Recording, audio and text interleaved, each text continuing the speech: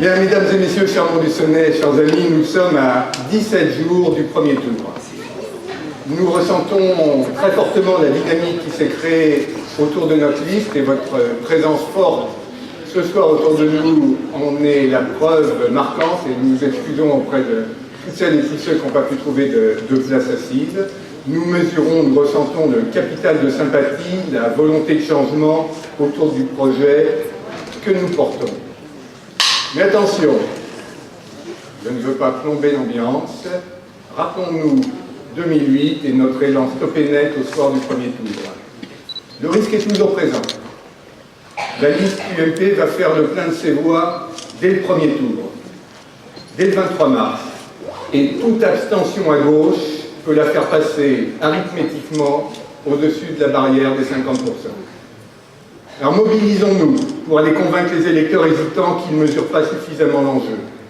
Il nous reste 17 jours pour convaincre, car le premier tour sera décisif. Le maire UMP est candidat pour conserver la mairie à son camp en utilisant tous les moyens de propagande à sa disposition.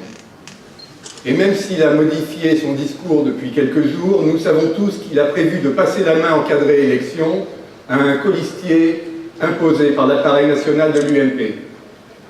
Alors, chers amis, entre deux monsieur K, choisissons celui qui se prénomme Frédéric, celui qui connaît et aime Montluçon et Montluçonnais.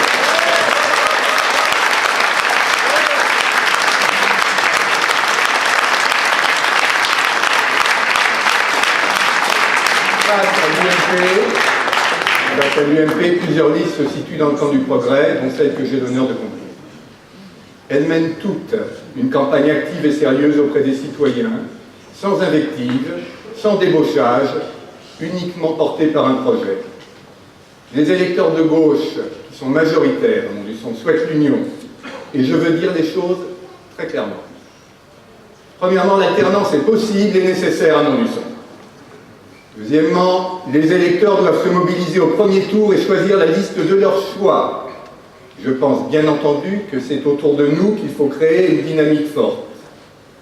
Enfin, les convergences, on a eu l'occasion de le dire plusieurs fois et de le montrer plusieurs fois ce soir, les convergences entre nos programmes locaux sont infiniment plus fortes que nos divergences sur la politique nationale.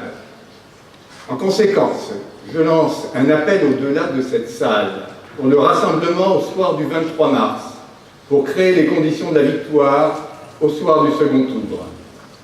La fusion des listes doit pouvoir se réaliser dans les meilleures conditions en prenant en compte le choix qui se sera effectué, le choix des électeurs lors du premier tour. Ce rassemblement, nous le devons aux citoyens, de plus en plus nombreux, qui veulent le changement dans cette ville, où les pouvoirs sont concentrés sur une seule personne depuis 13 années.